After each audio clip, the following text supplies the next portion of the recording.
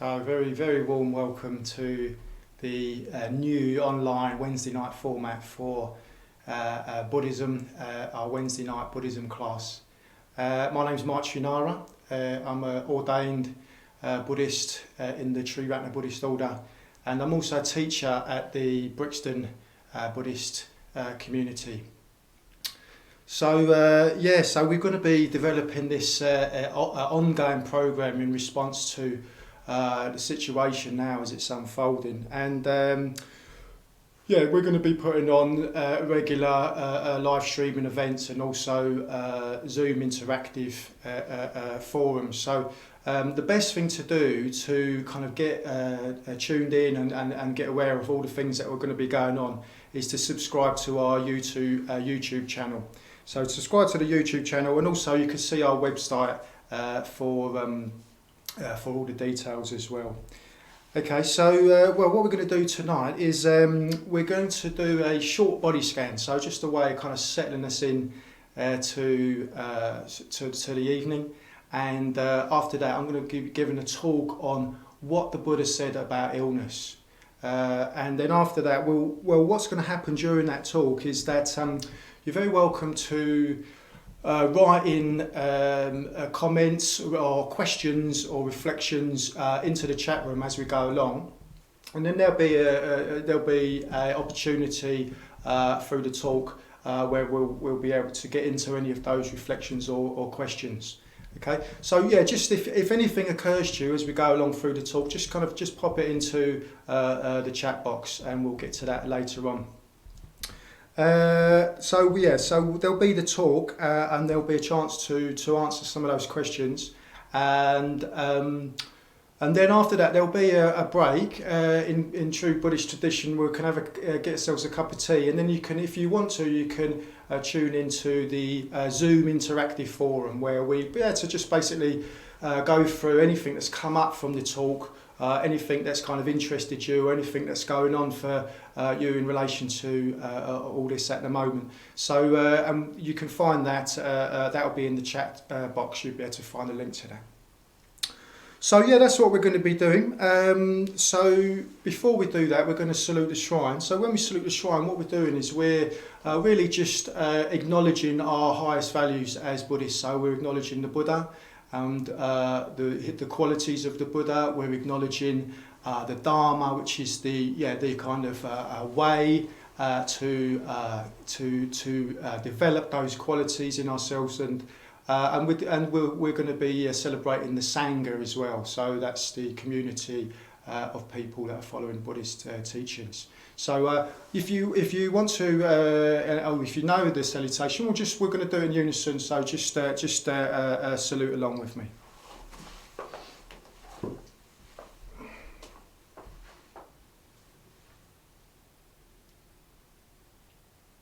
Namo Buddhaya, Namo Dhammaya, Namo Sanghaya, Namo Namah, Om Ahum.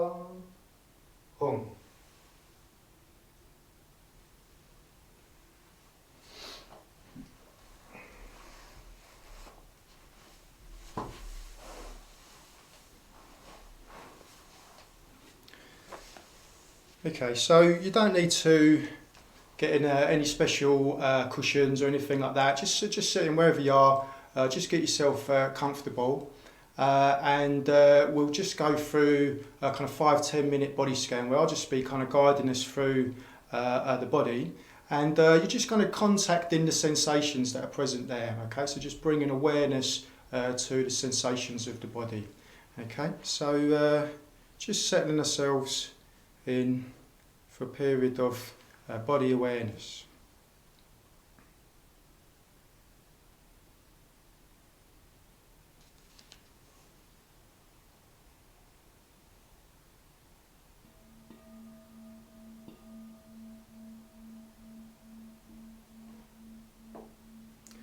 So if you're happy to, just closing your eyes.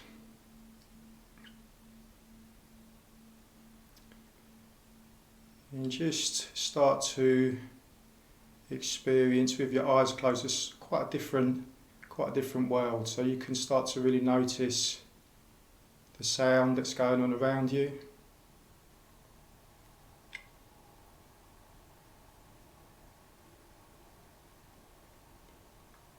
You can feel the space all around you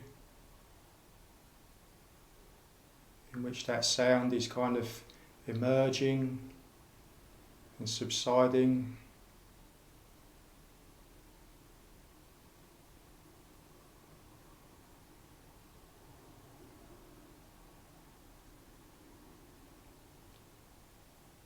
And you can feel into your body. So just starting to notice your body as you're sitting there.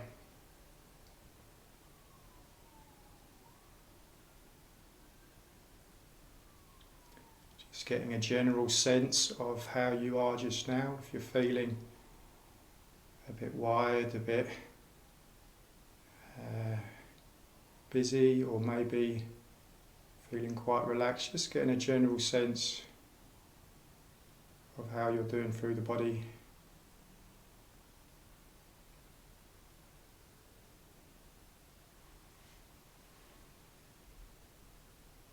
So we can just let all the sensations be there. We don't need to do anything about them. We're just noticing what's going on.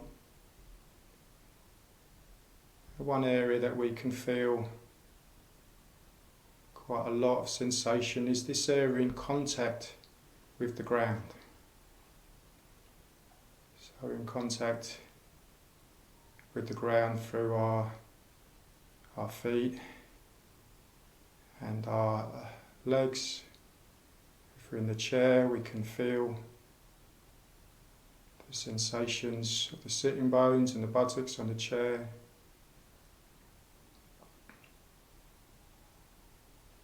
If you're on a cushion, you can feel your weight dropping into the cushion.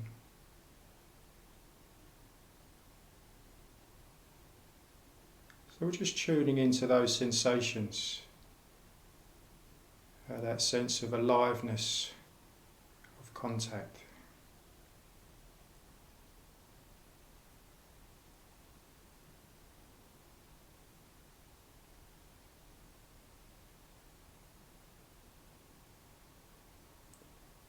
So then tuning in around the feet, around the area of the feet. What can you feel?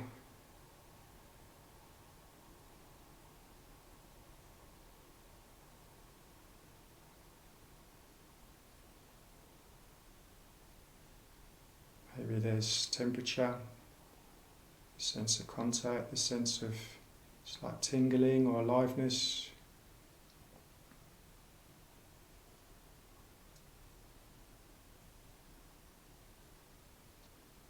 And then just moving that attention up into the area of the knees,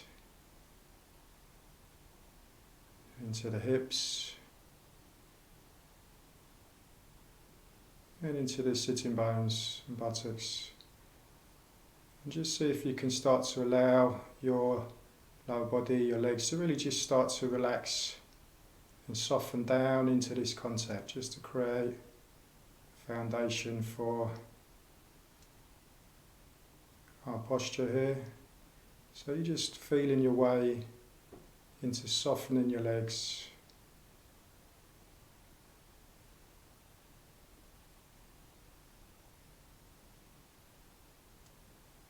And just then feeling into the tummy, noticing this area of the tummy, often quite a lot of sensation there.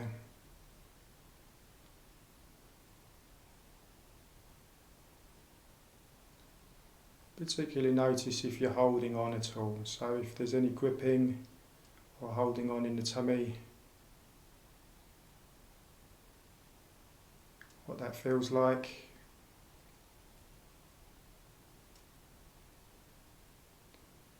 And then just start to let that soften if you can. Just start to maybe breathe into the tummy a little bit more, so the tummy starts to soften and relax.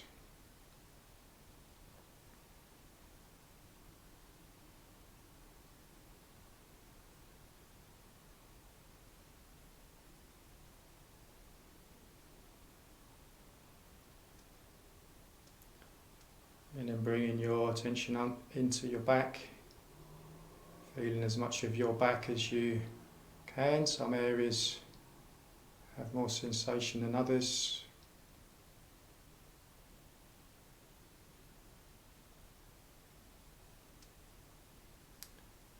And then up into the shoulders.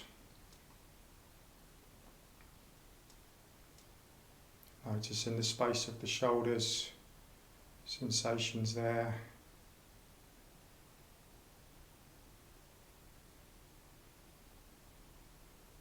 And seeing if you can allow the shoulders to soften a little bit, start to let go.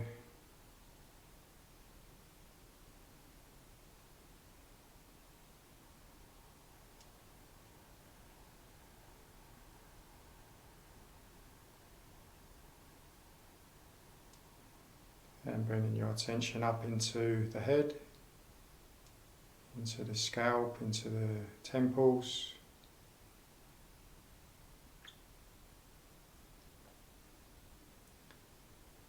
Around the eyes, the forehead.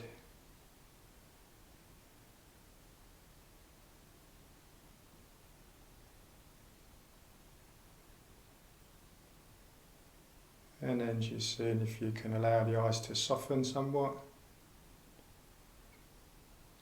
Go into a softer focus behind the eyelids.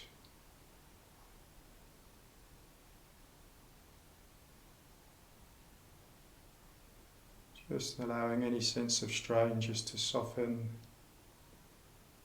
around the forehead.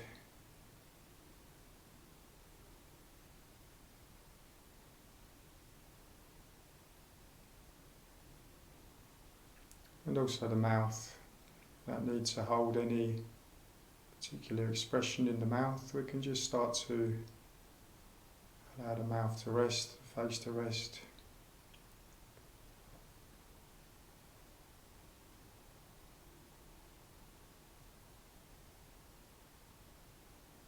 And then coming down into contact with the chest area and the whole breathing body. Just noticing your body move with the breath.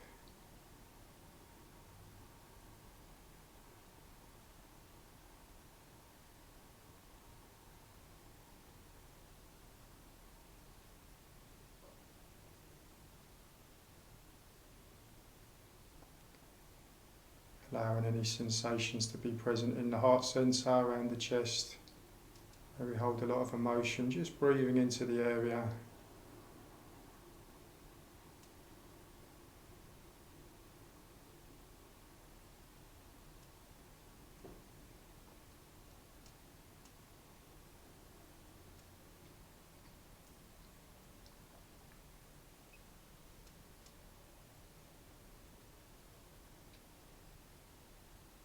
And now, just noticing yourself back here, sitting in your chair on your cushion.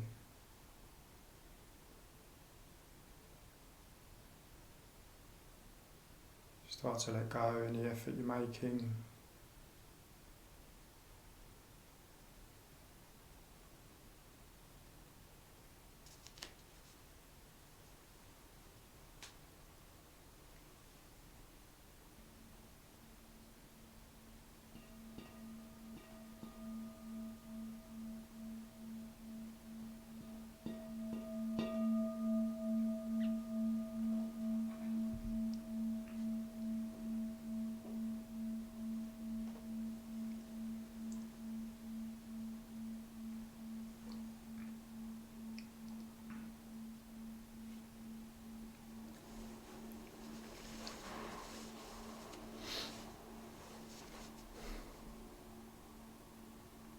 So,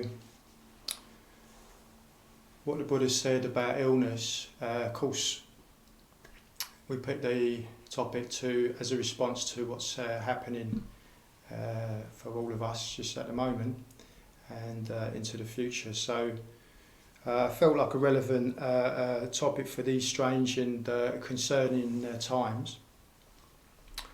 And there's lots of worry, isn't there, about what's going to happen next. Really, there's a lot of kind of worry about what's on the horizon, what's going to happen next, and that's really universal. I think that's one thing to say. That's happening for everybody. Yeah? So that's something that's happening for everybody. It's something we all share, and but all our circumstances are quite different, aren't they? So the conditions of who we are, where we're living, living conditions. If people are ill already, or if you're particularly worried that people are going to get ill in your living situation or around you, then there's all these kind of financial concerns and worries that are going around. And so, yeah, you could say that although this concern is universal, and it is, there are these kind of, we all have our very specific concerns within that. Yeah. So, first thing I'll say about all that is that it's really normal, isn't it? It's really normal response to that we do have a level of kind of worry and concern, even fear around what's happening. That's I think that's good to say, really, that is a normal response, that we shouldn't be trying to, I don't know, somehow deny that or suppress that, override that. So that'd be the first thing I say, that we can just really acknowledge that that's all right and a reasonable response to what's happening. But it is very good to look at our experience, and bring awareness to it, because only by doing that are we going to really be able to develop a kind of creative response, not be run by our habits and run by our kind of anxiety. We can start to create a more measured response. So really looking and bringing awareness to what's going on, really, really good thing to do. So yeah, part of that is going to be to really get in touch with what our actual experience is, what our experience is of right now, what our experience is of worrying about illness, getting ill, or people we love getting ill. So what our actual experience is of that. So and really keep coming back to that. Our sense of what's actually happening for ourselves.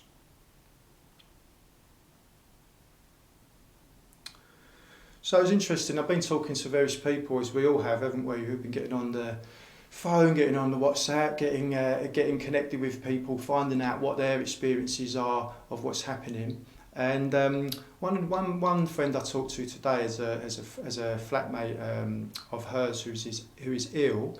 And it was just very interesting talking to her. She was saying that, she's been really, her and the other flatmate really been caring for this person.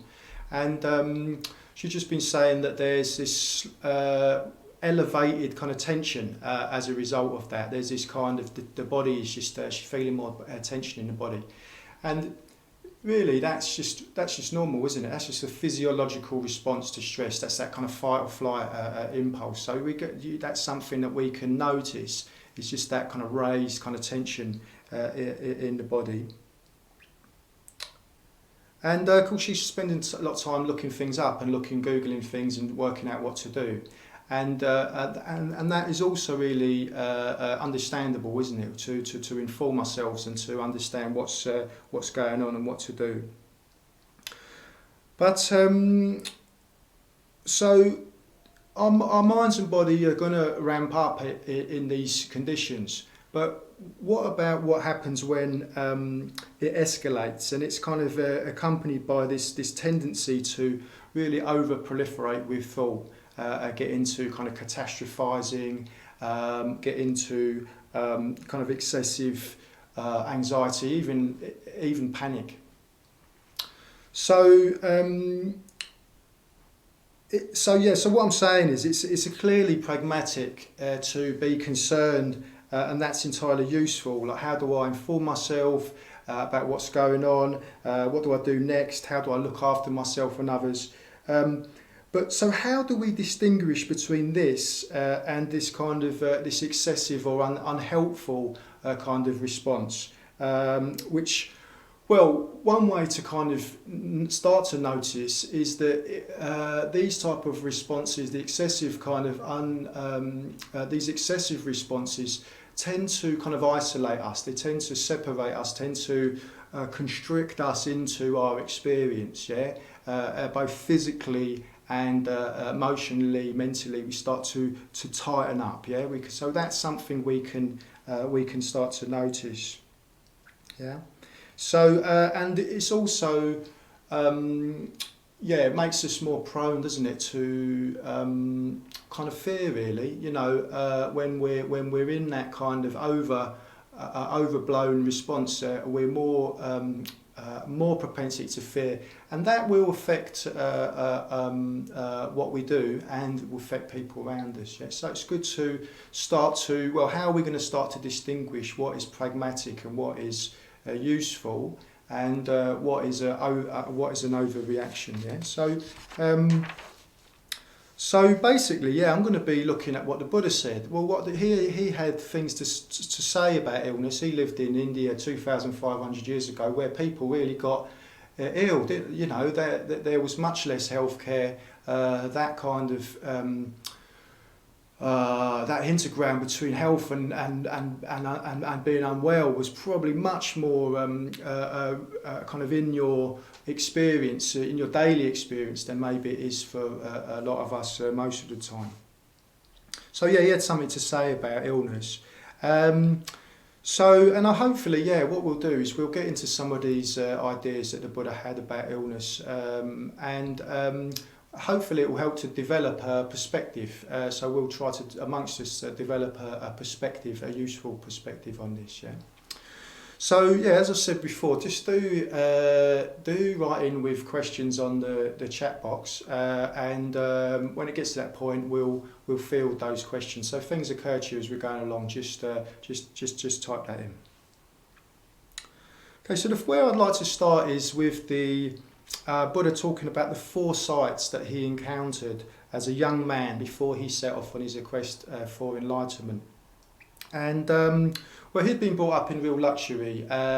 He'd really had not wanted for anything. A winter palace, a summer palace, an autumn palace. So he had was very kind of closeted in a way, and yet he really wanted to. He really questioned that, even with all those advantages of status and power. He really started to question that, and it's this line of questioning that set him off on the famous quest. So this is what he said. I'm just going to read this out. So this is from the excuse me. This is from the Pali Canon.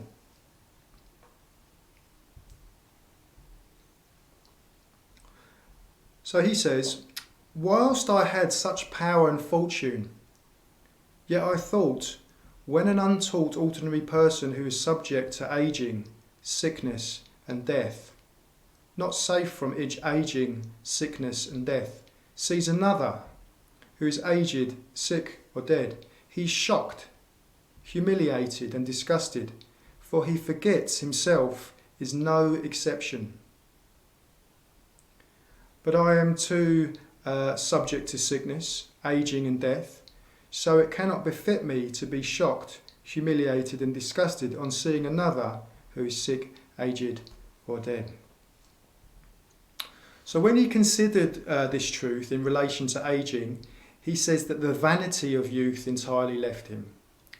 And he says when he considered this truth in relation to health, the vanity of health entirely left him. And when he considered this truth in relation to death, the vanity of life entirely left him. So what can we understand by this? What do we make of this? Well, firstly, the Buddha was really stressed this universal fact that old age, sickness and death is indeed inevitable for me, you and for everyone. And that's kind of just evident all around us, isn't it? We just have to look around us. That's the facts of the matter.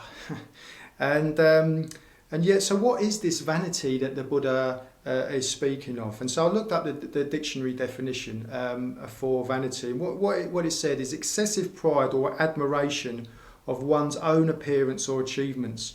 But what we can take to mean in this instance is just excessive kind of attachment or identification. Yeah. So what he lost in dwelling in these ideas was his excessive attachment or identification, which in a way is this unuseful bit of what we were talking about earlier. Yeah. So I'm going to go through those three. Yeah, the youth and sickness and death, and see what he has to say about those. So in terms of youth, he's basically saying that he lost, that he said the excessive identification with youthfulness is really just like virility, potency, that whole youthful kind of devil-may-care thing, yeah? And not that any of these in a way are a problem, yeah?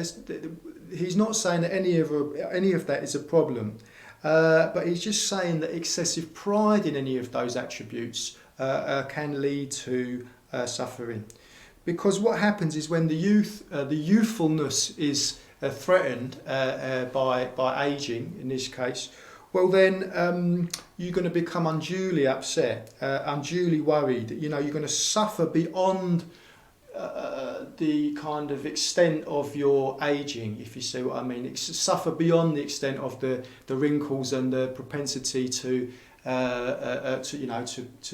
less health and less energy. You're going to suffer in a way kind of beyond that due to that kind of attachment to youth. Yeah, and of course being youthful, I can't speak. I'd remember it.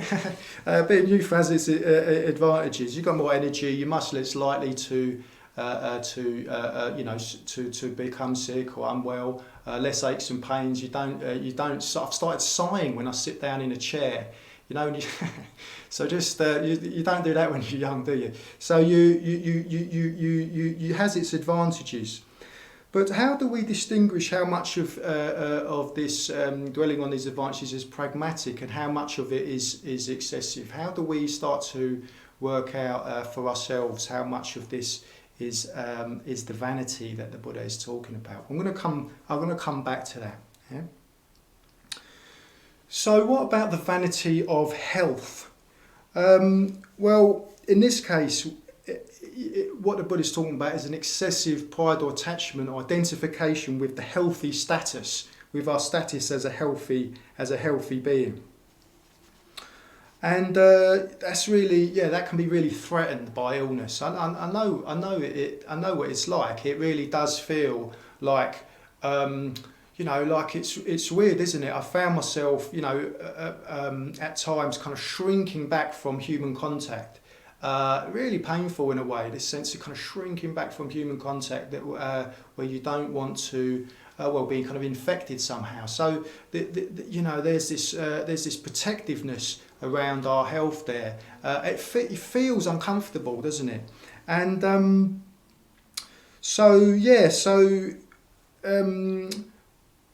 we don't like to be ill. It's not a pleasant state to be in. Illness is not a pleasant state to be in, and for some people it's a really worrying state to be in with the way things are. So I really acknowledge that.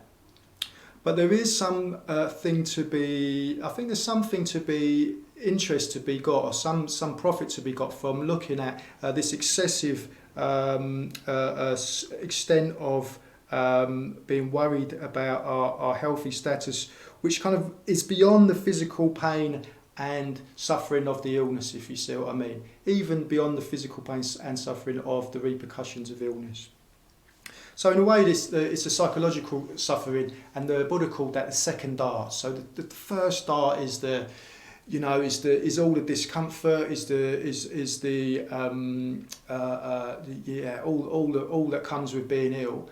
But the second dot is that extra excessive worry, even panic that one could get into in relation to that. So, but illness throws up all sorts of things, doesn't it? It really does. It throws up all sorts of things.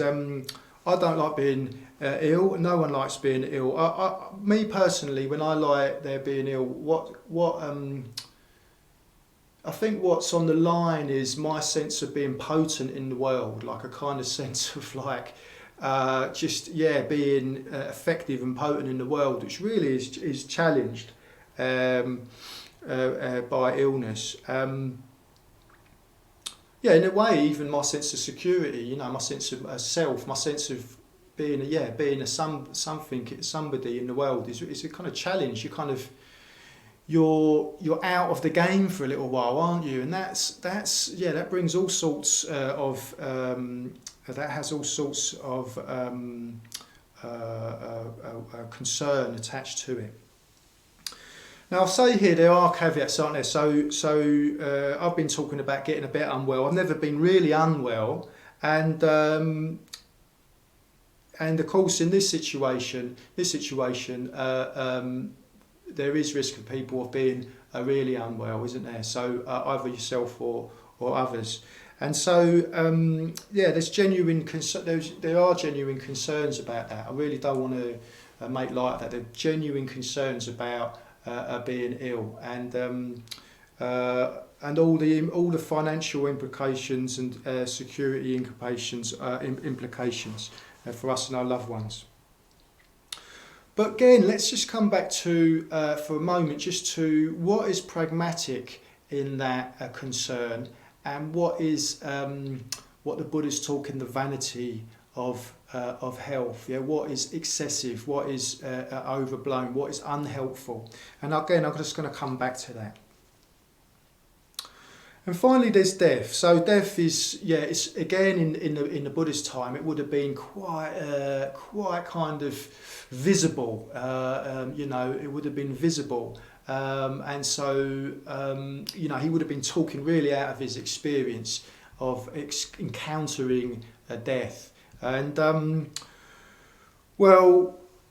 inevitability of death is that we're going to die. We don't know when and we don't know how. So what is it that the vanity of life that the Buddha was reflecting on here? Well, you could say that the vanity of life is this tendency towards trying to be somebody or something, really trying to identify with being a particular somebody in this world, yeah.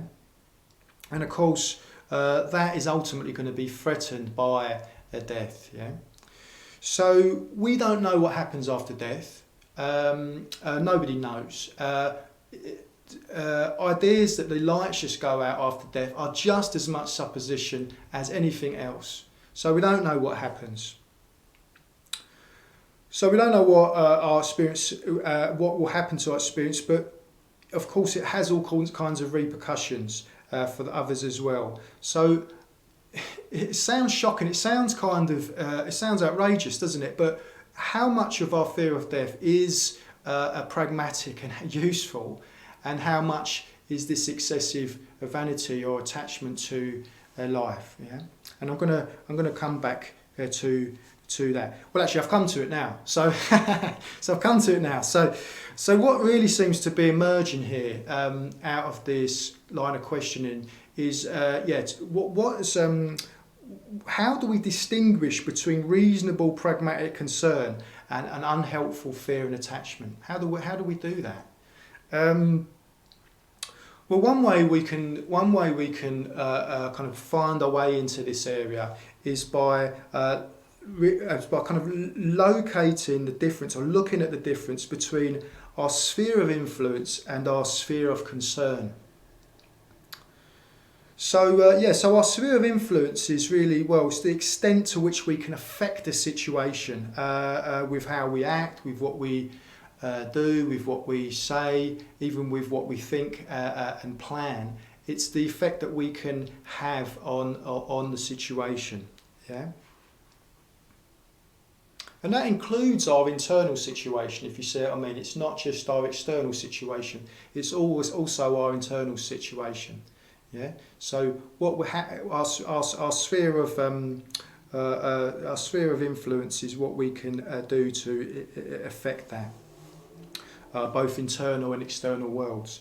And the sphere of that's the sphere of influence, and the sphere of concern is those areas of life which are beyond what we can control. Yeah, they're beyond what we can really influence. So yeah, you could say that one way into this area is by looking at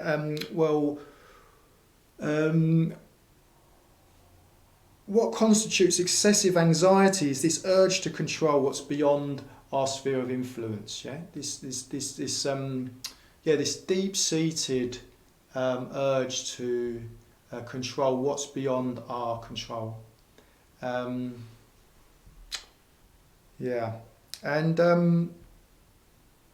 so in this current situation, is it a desire for control that goes beyond the pragmatic and reasonable precautions that we can make, that we take for ourselves, that we take for ourselves to prevent, to create a well-being and for others, and limit the kind of suffering involved for ourselves and others.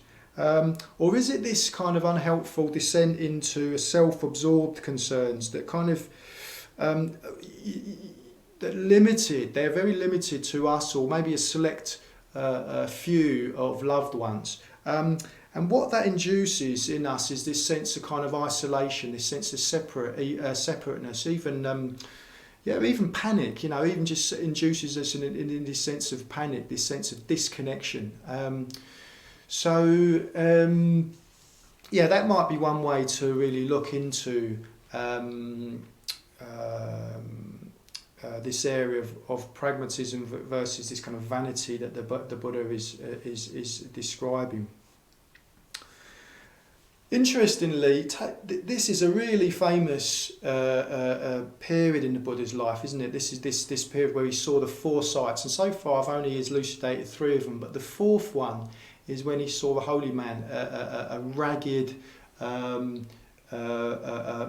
probably matted hair, dirty looking a man moving between houses looking for alms with kind of humble, downcast eyes, and but with a grace and kind of elegance that really gave the Buddha a sense of, look, here's a way to get beyond these vanities, get beyond this excessive attachment to something that's more real, that's a pragmatic use, something transcendental. So I'll be getting into that after the questions. If we have any questions, I'll be getting into that full sight a little bit more. But I'm going to turn to Virinaga now and just see if we've got anything coming in at all. No questions so far, but one comment from Jojo Joe, who says, I've noticed people moving more frantically but also acting much more carefully and kind. Partly as an observation of responses. That's interesting, isn't it? So there's two reflections there, isn't there? That there is this kind of there's certain frenzy that can enter into the situation, and we've kind of seen that in the kind of supermarkets and so on, and then there's also this other emergent quality, which I'm going to talk a bit more about in a moment, which kind of excites me as well. It seems to be there's ways of people are finding of relating to each other that are are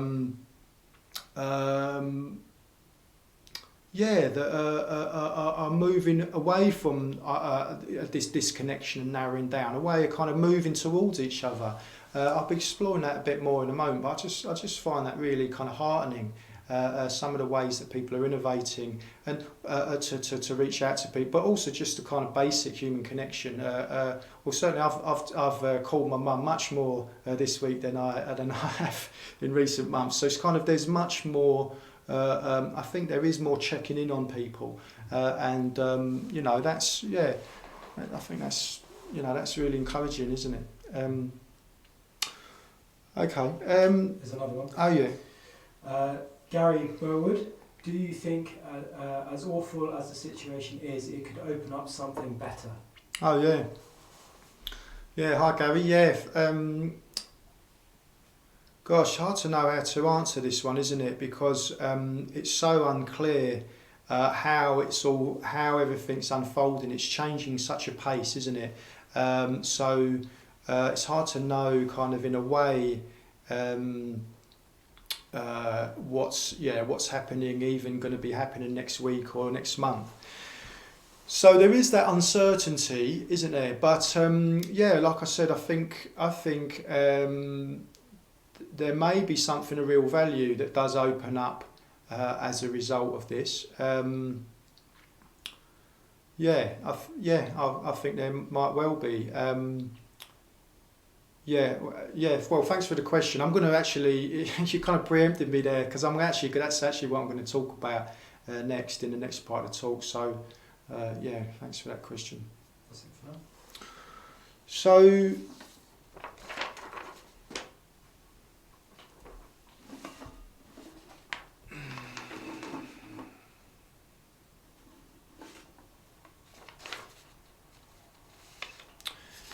So, well, we've looked at together there, haven't we, a bit about how this confusion between our sphere of influence and sphere of concern can lead into these areas of loneliness, separateness, isolated, a feeling of isolation. Even I'm not talking about physical isolation. I'm talking about kind of emotional isolation. It may be that there is a bit of fragmentation in terms of contact, but there will be fragmentation in terms of contact, not that there might be, but it's more this emotional connectedness, isn't it? And one of the ways that I think we can turn, in response to that question, for example, one of the ways we can turn adversity into connection is through empathy. And so, I do think there is an exciting element to this situation we find ourselves in. I'm aware of all the difficulty and real deprivation that's going to occur, but I think there is also opportunities in there as well. How do we're real questions. How do we care for each other? How do we foster a sense of community despite our hardships and even our physical isolation for one another? And how do we create connection at times when it feels like things are really fragmenting? So I'm going to illustrate this with a really, really good sutta. Sutta's a discourse of the Buddha from the Pali Canon, and it's called The Case of a Monk with Dysentery. Again, I'm going to just read this. I'm going to read this bit out. It's quite unedited, so the Buddha used quite direct language. So anyway, this is what he has to say at the start of The Case of a Monk with Dysentery. He says, so this is the Buddha and Ananda visiting.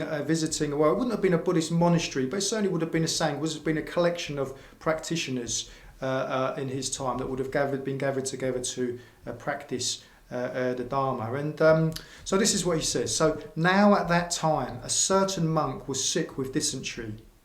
He lay fouled in his own urine and excrement. Then the Blessed One, on inspection of the tour of the lodgings with Venerable Ananda as his attendant, went to that monk's dwelling, and on arrival saw the monk lying fouled in his own urine and excrement. And on seeing him, he went to the monk and he said, "What is your sickness, monk?" And the monk replied, "I have dysentery, O Blessed One." And he replies, "Well, but do you have an attendant?" And the monk replies, "No, O Blessed One." And Buddha questions, well, why don't the monks attend to you? And he gets the answer, "I don't do anything for the monks, Lord, which is why they don't attend to me." Then the Blessed One addressed Ananda, and he says to him, "Go fetch some water, Ananda, we will wash this monk." And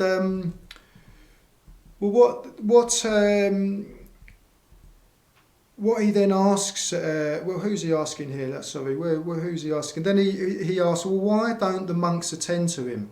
And the monks say, well, the monks, this is him talking to the monks, so why don't you monks attend to him? And they answer him, he doesn't do anything for the monks, Lord, which is why we don't attend to him. And he says, monks, you have no mother and no father who might tend to you.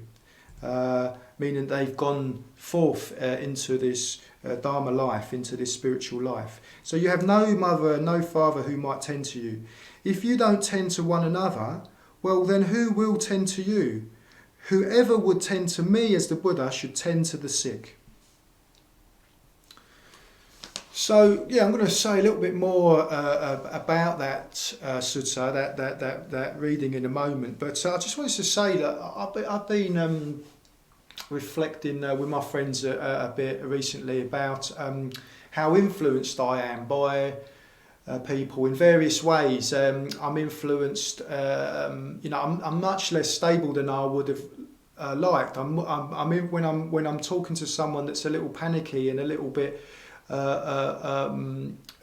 anxious, I get more, I veer in that direction. And when I'm talking to people that seem to have more reasonable or some sort of element of calm in their experience, I kind of veer back in that way. So I think it's really relevant and important to say we are really influenced by people, and we're influenced by the kind of input of the stuff that we're reading and imbibing. So it's useful to just point that out, I think. And that can lead to kind of anxiety or stability. So I would just kind of exhort us all to be a little bit careful about our diet on what we're reading. The Buddha really gives us a gift of fearlessness in this teaching, a gift of exhortation to care. So it's really, I find the teaching really invigorating. So I want to draw out 4 aspects of this story before the close of this talk. So the first thing that the Buddha's saying is that care is not exclusive. Yeah, it's inclusive. It's not, in principle at least, it's not reserved for just those people in our immediate circumstances. Yeah, as a principle, it can be extended to all. Yeah, and he's saying that if you care for me, the Buddha, if that is to say, like you follow my teachings, you practice what I'm putting as the path. Well, if you would do all that and you would then care for me, venerate me, care for me as in my sickness, well, you'd care for anybody. Yeah. So he's saying it's not just the people that you really venerate or look up to or have the strongest connection with. In principle, that care can be extended out to anybody.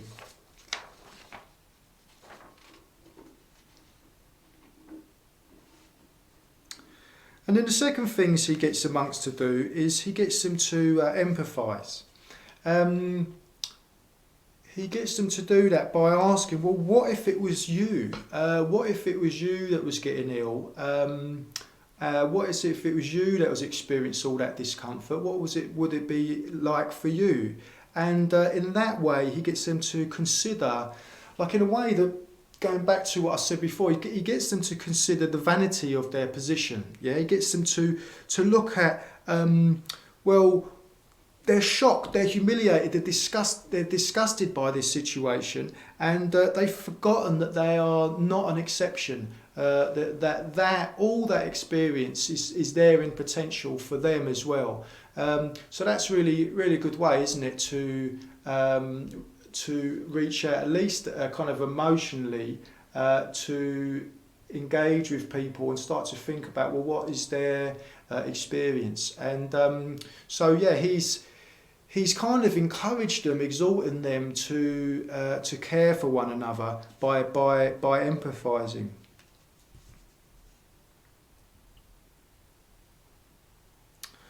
And thirdly, there's this non-utilitarian attitude of the Buddha, that the care is not based on usefulness and utility. So this monk in question, he's not playing. Okay, so he's not playing a pivotal part in the running of that community. He may be old, may be frail, and yet yet that doesn't put him out of the remit, the contract of care. So yeah, he's saying, he's really challenging this mentality of, well, what do I get out of it? Yeah, he's really challenging that mentality of, what do I get out of cleaning, in this case, cleaning this guy up. And I think it's really invigorating to hear that. He's just saying that care is good because it's good. There's no other reason. Care is good because it's good. So yeah, there's that third aspect. And finally, there's just this wonderful sense of responsiveness. He's just rolling up his sleeves, or he's rolling up his robe, or he's rolling something up, and he's just getting involved. He's just getting involved. He's saying, Ananda, go and get the water. Let's clean this guy up. So he's not standing on ceremony or status there at all, and he's just responding. And and I suppose that's the glimmer of hope in this whole situation, is seeing how people are responding with positivity, and seeing how they're kind of galvanising their energies to find connection in this time. Very pragmatically helping out with food banks and making sure people have provision, checking with their neighbours, do they have enough food, and so on, as well as checking in through the tech, with other people. That they're often going beyond their comfort zones. I referenced this friend of ours who's been caring for their flatmate, and she's just sat up through the night and went in to check on him intermittently through the night.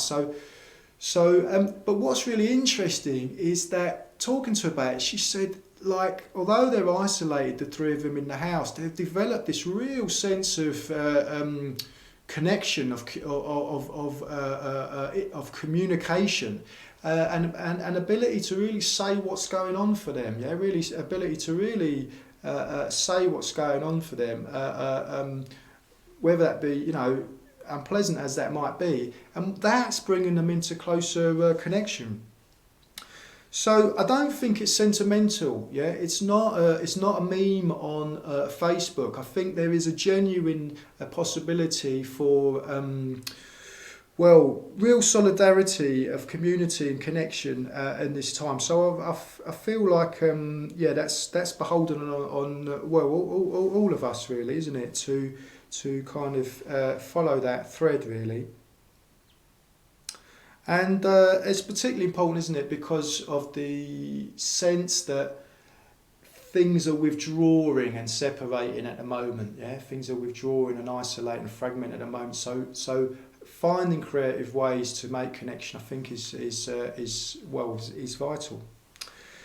So yeah, that's really going to test our capacity to care in these four ways. These 4 ways being a kind of not being inclusive, being inclusive in our concerns, of empathising, of challenging our tendency to be utilitarian and what's in it for me, and to respond and to find a responsiveness. So that's bringing me to the end of the talk, and so in a moment, in kind of time-honoured Buddhist tradition, I'm going to encourage you to go get yourself a cup of tea, and maybe even a biscuit, and just kind of take a moment, and then just kind of tune in on the Zoom platform, which is on the chat room. You can find that link on the chat room bar on the side of the feed, and we'll just open up the discussion. Basically, me and Vanity will be there, and we'll just be have an open space there to field questions, reflections, concerns. In a more kind of open format. So it'd be great if you join us for that. So yeah, so finally, what I'm going to say from this feed is that we have this ongoing program. Yeah, just get on just subscribe to it. Just get involved. It's going to be developing as we go, and we'll keep you abreast of what's going to be new. I think the next thing that's happening is going to be a Saturday morning event. But we'll let you know more about that as it's worked out. And I've been really I've been so appreciative of the team here at Brixton Buddhist Community. A lot of work going on behind the scenes to try to get these platforms up and running. So it's a real testament to people capacity to really get involved, and there's just a lot of work happening. We're shooting the videos, there's editing going on, production, programming and so on. So I'm going to just encourage you or ask whether you can support us to do that.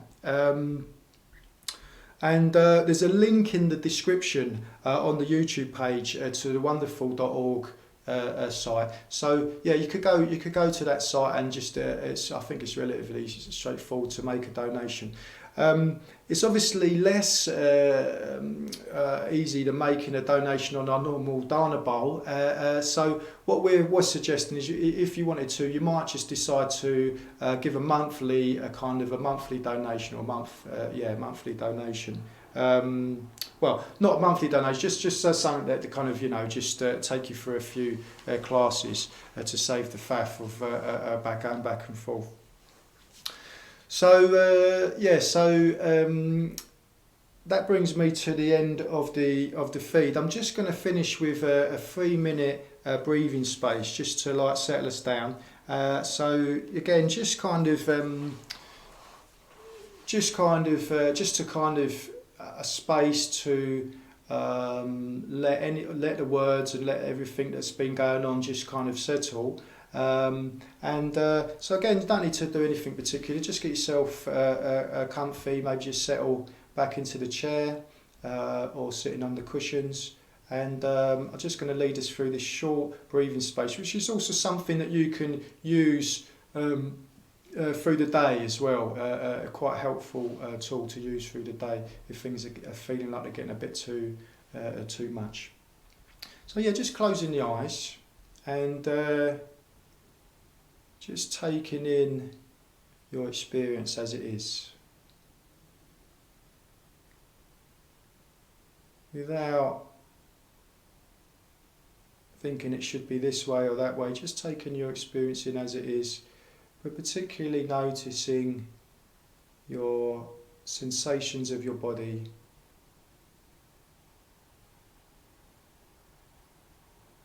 and noticing the contact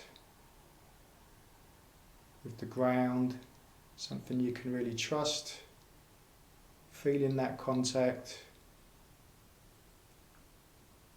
through the feet and legs, sitting bones,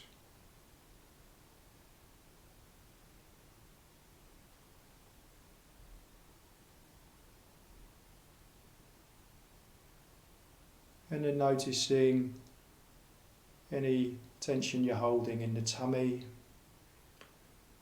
And just start to see if you can start to soften that by breathing a little bit into the tummy.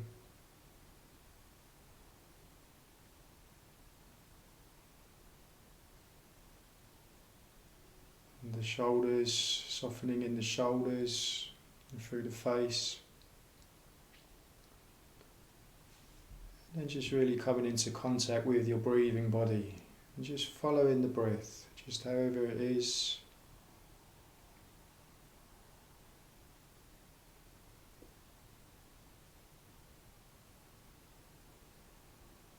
As you breathe in and breathe out, and there's a lull.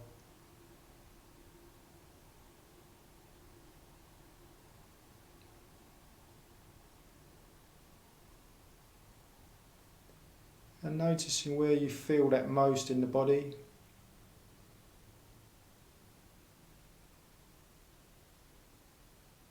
And then from that point, just expanding out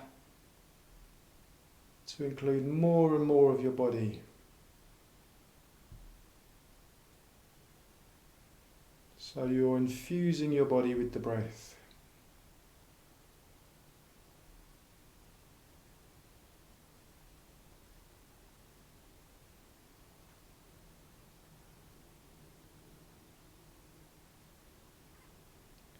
And now just coming back into whatever situation you're in, just feeling your way back into the room or wherever you are. Noticing yourself sitting there, letting go any effort.